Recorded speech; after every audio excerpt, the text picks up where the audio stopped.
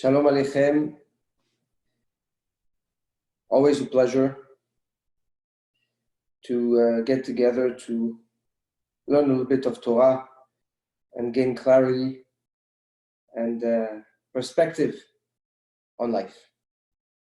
So just to recap and summarize what we have learned in last shiur, we addressed and spoke about the amazing historical moment that is called Matan Torah, when we received the Torah. A moment where HaKadosh Baruch Hu took the letters of the Torah, all of them, created a sequence of letters, a spiritual DNA. In this instant, the letters were not the letters that we know, it was the letters of the Torah. And together created a code and injected into each and every one of us, into all Am Yisrael, a very specific spiritual DNA. And our goal is obviously throughout history to respect that DNA and bring that DNA to life and to fruition through our actions and in our lives. So in order to be able to reveal that DNA, that spiritual DNA that's inside each and every one of us, Hashem had to give us the tools to do so. So what did he do? In the way he gave us that DNA, the way he gave us that Torah, Hashem imposed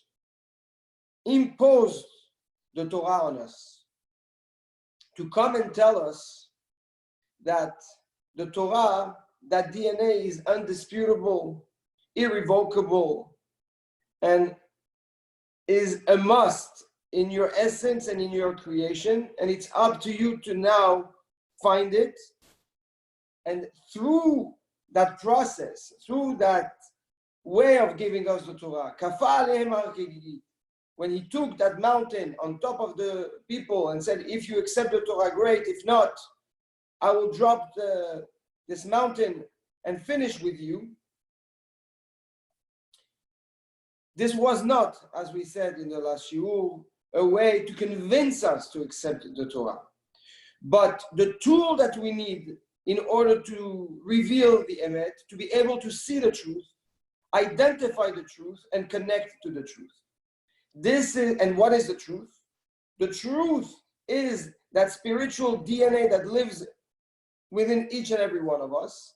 And through the revelation of the identity of our DNA, by doing the proper actions, by good deeds, mitzvot, maasim tovim, so we are able to then see in nature, see in situations the emet. And we continued and said, well, that is a default mode. This is what we all got. But eventually, at the time of Mordechai and Esther, we addressed that Gemara last shiur in Masechet Shabbat Daf Pechet, that kimu ma shekiblu kvar. That Am Yisrael, the Jewish people at that time, decided to now accept the Torah, not out of, in quote, fear, not in an impulsive way, not in a default way, but in a proactive way, be'ahava, right? In the beginning, in Matan Torah, it was default. Everybody, you all have it.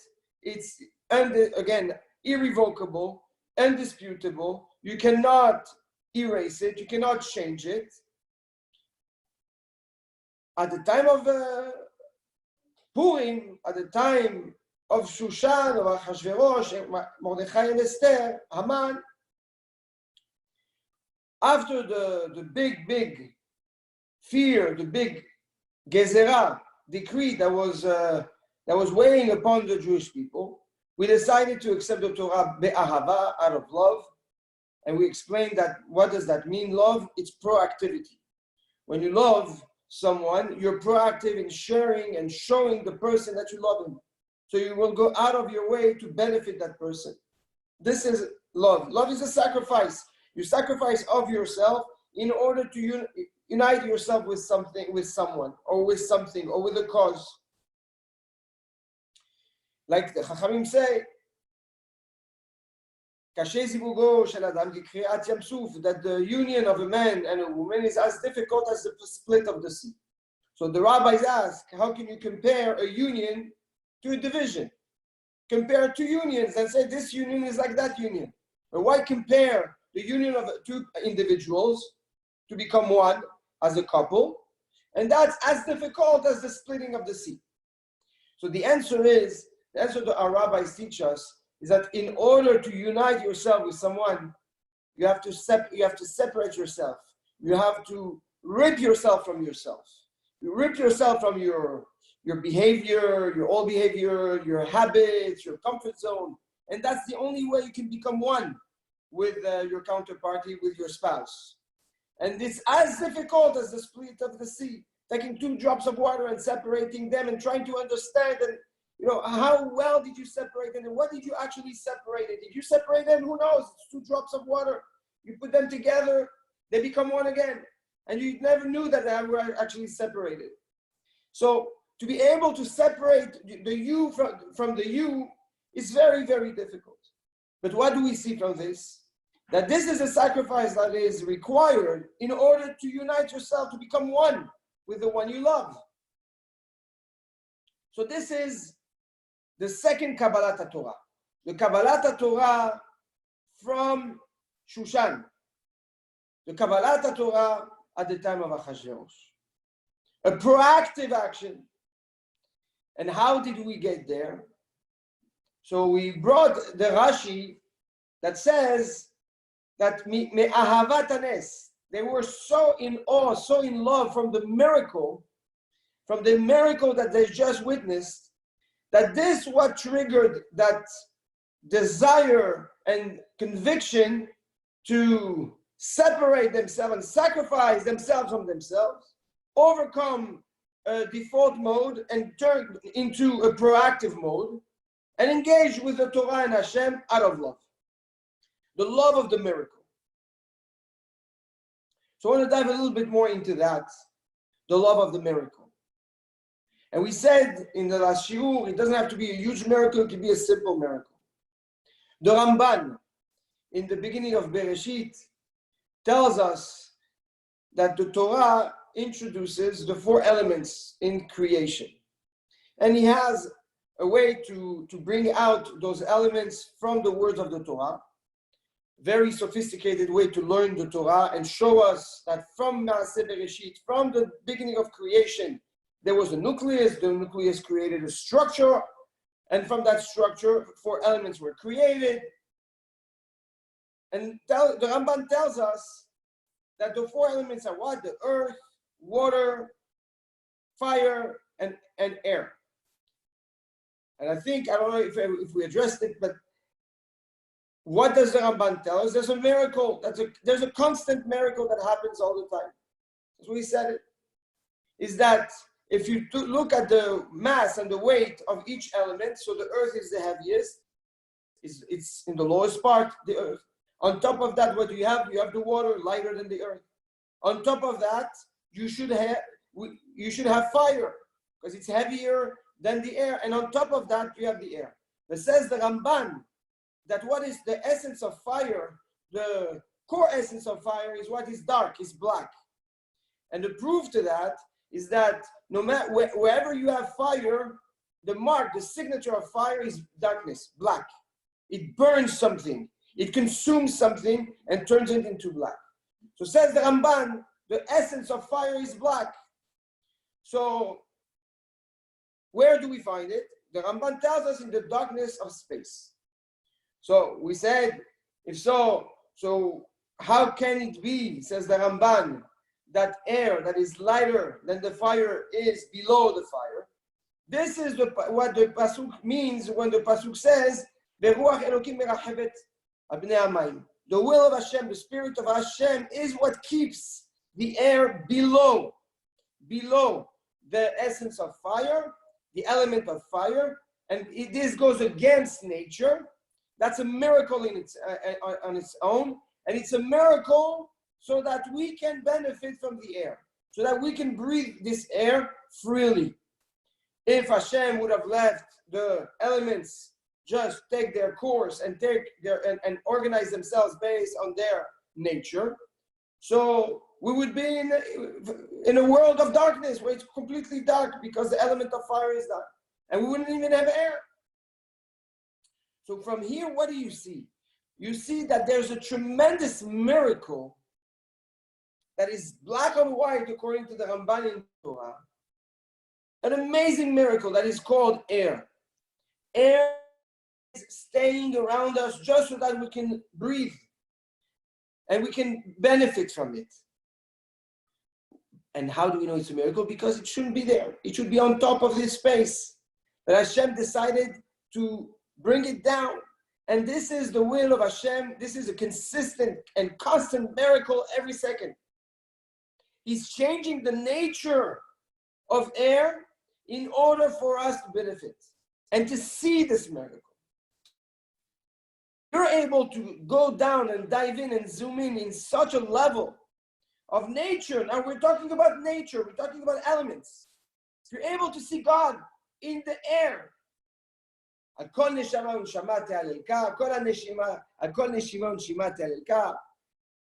We say every day in the prayer in the morning, in the Psalm of David HaMelech,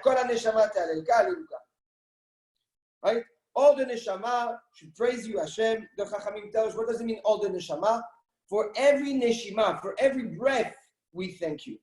If you want to be able to thank and to see the beauty of breathing, you need to understand the miracle of the air, the elements of the miracle of the air. And like that, you can actually connect to the awesomeness of Hashem, and then decide to be proactive and love the Torah, love Hashem, and go on a journey of revelation of truth. However, there's that is extremely important. Inside the Torah, and we're going to see it right now.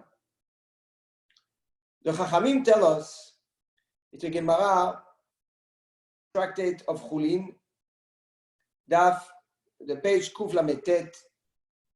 The Gemara asks, Moshe min Torah menayin. Where is it written in Maaseh Bereshit at the time of creation that Moshe is coming? Where is it? Where is the remes that Moshe will be coming? And the Gemara brings a pasuk. Beshegam the Moshe. Okay. Then the Torah goes on and says, Haman min Torah minayin. And where do we know that Haman was going to come? And the Gemara also brings a pasuk. So what we need to understand is how come Chachamim, the rabbis, from the beginning of the Torah, need to know that Moshe is about to come. Where is it written that Moshe is coming? Where do we know that Haman is coming? The answer is the following. Moshe represents the proactivity of Am Yisrael. It represents all Am Yisrael. Mitzvat Aseh, the proactive mitzvot. So the Chachamim ask, we know that there has to be proactive love for Hashem. There has to be an engagement in this world with your own spirituality, with your own DNA. How do I know that this is really going to happen? It has to happen, but how do you know that it's already inside creation? It's part of creation. It must be. Where is Moshe in the Torah? In Maaseh Bereshit. The Gemara brings an answer. And then, very interestingly, the Gemara asks exactly the same thing on Haman. Why do we have to have Haman? Who is Haman? Haman is Amalek. If you pay carefully attention in the sequence of events of the Torah and in history, you will see that there was a fight. Amalek comes always before a tremendous connection between Am Yisrael and Hashem. He comes and strikes before Matan Torah. in Refidim. And only then we receive the Torah. Same thing happens in Shushan. Haman comes and strikes right before what? Right before the miracle and our engagement to be proactive in the quest of Emet, the quest of truth in the world. What does that come and teach us? That the presence of Amalek is a trigger. It's a trigger inside of us that allows us to connect to Hashem. When Hashem wants us, one of the ways, unfortunately, and we're going to understand why, we open that channel, we develop that connection, is through the challenge of Amalek. We know that Haman was from Amalek. And what was the fight? What's the fight before Matan Torah? What is the fight between Am Yisrael and Amalek? So we know, we learn it from Refidim, from the fight, from the war between the Jewish people and Amalek in Refidim. Refidim, Rifyon Yad. Rifyon Yad, the hands of Moshe were heavy. Now Moshe was a very powerful man. According to the Rabbeinu Bechaye, the weight of the Luchot, of the Ten Commandments, that was made out of what we call today diamond, was totaling to 8 tons. So what does it mean that during the war with Amalek, the hands of Moshe were heavy, to the point that he has to sit down, Aaron has to carry one arm, Hur the other arm, just so that the arms of Moshe Rabbeinu don't fall. This comes to tell us that the nature of Amalek. Who is Amalek? Amalek is a presence that drags you down, an essence that drags you down, that forces you to be paralyzed. The fear, the doubt. We know that Amalek in Hebrew is exactly the same numerology as Safek. Safek means doubt. Amalek comes on Moshe, comes on your proactivity, comes into your essence and freezes you, creates doubt, installs fear, confusion, rejection. But we need to keep our arms high up. Moshe needs to keep his actions going. That's what the hands represent. They represent actions, proactivity. If we dive deeper, what does really Amalek represent? Amalek represents sheker, lie, the darkness. And the Torah comes and teaches us something amazing. In life, if you want to be able to be proactive, yes, you need the Torah, and you need the emet of the Torah. But part of the emet of the Torah comes also the identity and the identification of lie, of the darkness of the sheker. It coexists. The sheker, the darkness, the lies exist just so that we have the ability to be proactive in the light, in the emet, in the truth. The rabbis refer to Torah, mitzvah taseh, the proactive mitzvot, laws of the Torah, the proactive laws of the Torah, as the light, as the proactivity, and the restrictions of the Torah as the Amalek. Don't do like this because this is sheker. These are lies. This is a confusion. It will lead to confusion. It will lead to doubts. It will lead to fear. What is all this coming to teach us? We are done. That's it. We passed the days of Shavuot. The DNA is inside of us, rejuvenated. The light of the Torah is within us. Clarity is within us. At least the potential of clarity is within us. The extra element that we have to add is to know that if you want to connect to the truth, you need to identify the lie. You need to see the lie as something bad.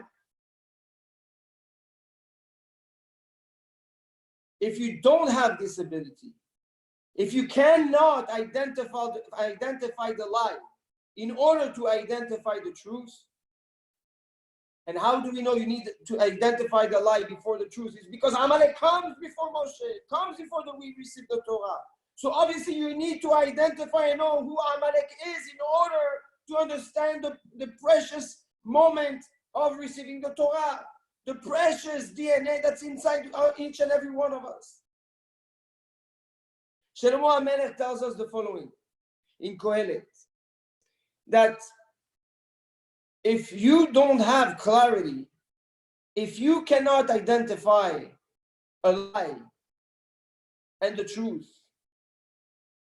forget about choosing the truth. If you can't identify it, then you are subject to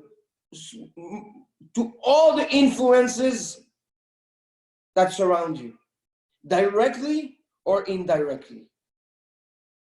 It's enough that you listen to a music that was written by someone that's foolish. So obviously, if he wrote that music, he expressed within him his foolishness. You listen to that music, well, you should know that the expression of that foolishness will influence you. Rashi in Kohelet tells us this is what contaminated Elisha ben Abuya, the rabbi of Rabbi Meir Baal HaNes, because he was listening to music, to melodies of the Romans, melodies of the Greeks. Apparently melodies that were written by foolish people. But it went so deep inside that it confused him and he lost his track. The teacher of Rabbi Meir Baal HaNes. So who are we to even pretend that we are immune?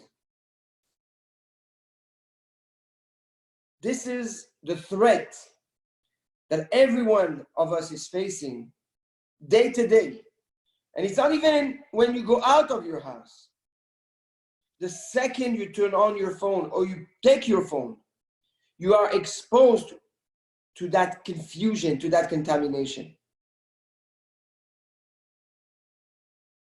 So it is imperative. It is an obligation.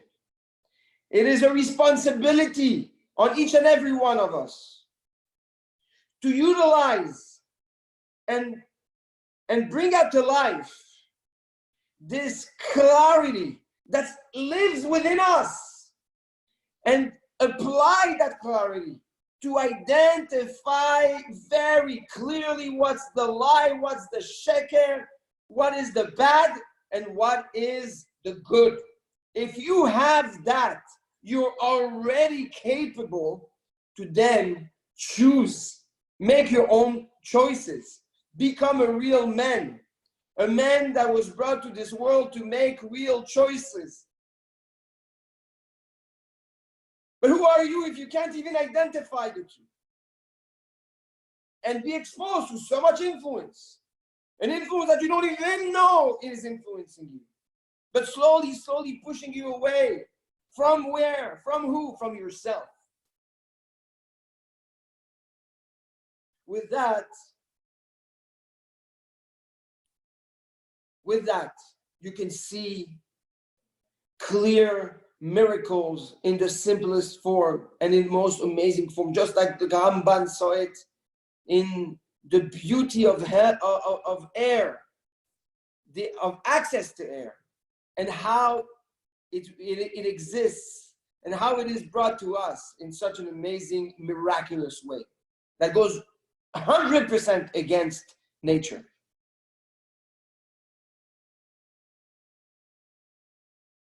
It is very appropriate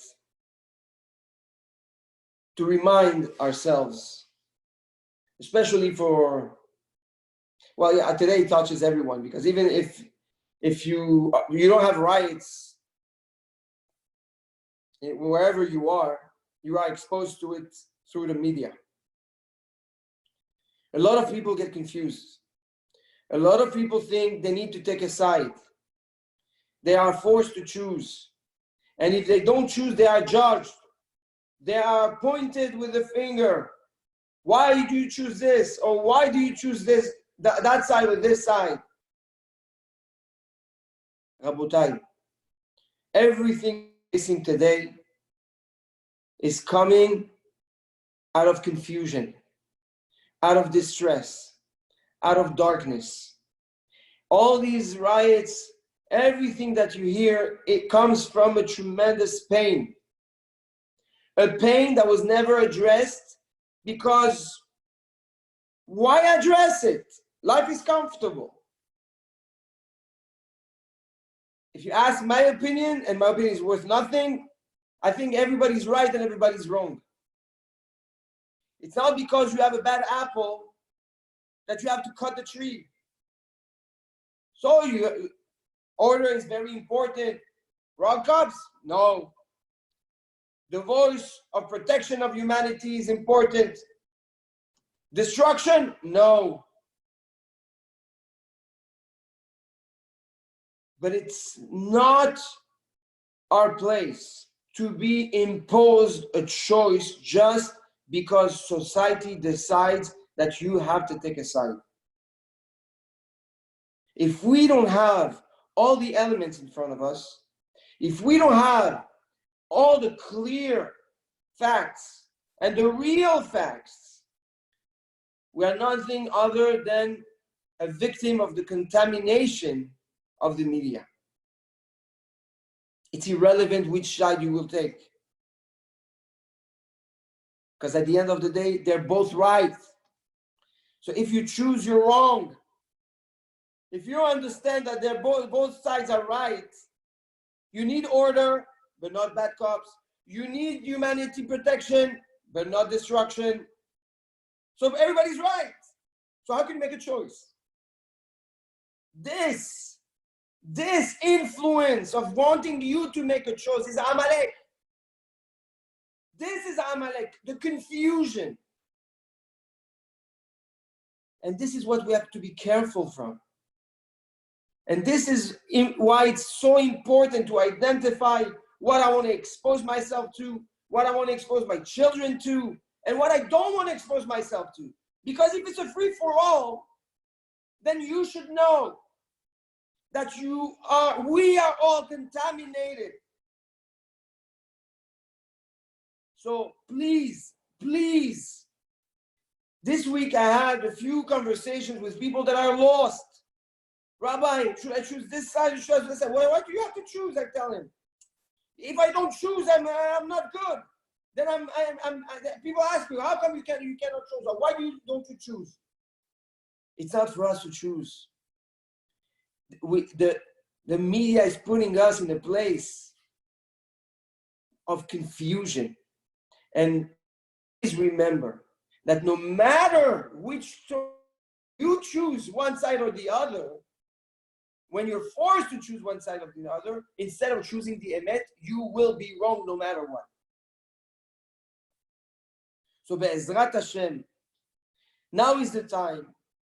As we said, we are leaving Har Sinai, we are leaving Shavuot, armored with Torah, armored with light, armored with clarity, armored with willpower. And now it's time to implement it factually by protecting ourselves. And the only way to protect yourself is to identify your enemy. This is why terrorism is such a difficult plague to fight, because you never know who your enemy is. So if you don't know your enemy, how can you fight him? Rabotai, it is time to identify what we want and what we don't want.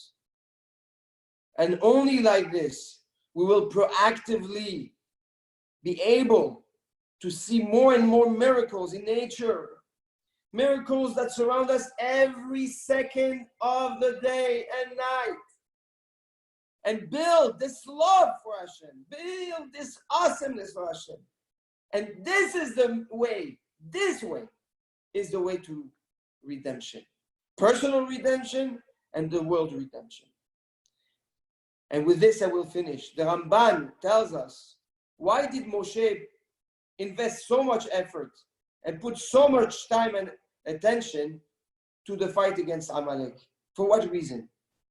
The Ramban tells us, because Moshe Rabbeinu understood and knew that fighting this fight against Amalek in Refidim is exactly the fight we will be fighting before Mashiach. So if we want to be able to understand, everybody's talking Mashiach, Mashiach. If you want to really understand what's going on and bring Mashiach, then fight the confusion and the paralyzed behavior from identifying the truth and ignoring the lies. I want to wish everybody Shabbat Shalom U'Mevorach. I love you all tremendously. I hope that this Shabbat will be a source of light, of happiness, of comfort. And Be'ezrat Hashem, we see each other Bekarov and continue this journey of Be'ezrat Hashem in the right path of the Emet, in this quest of the truth. Shabbat Shalom U'Mevorach. I love you all.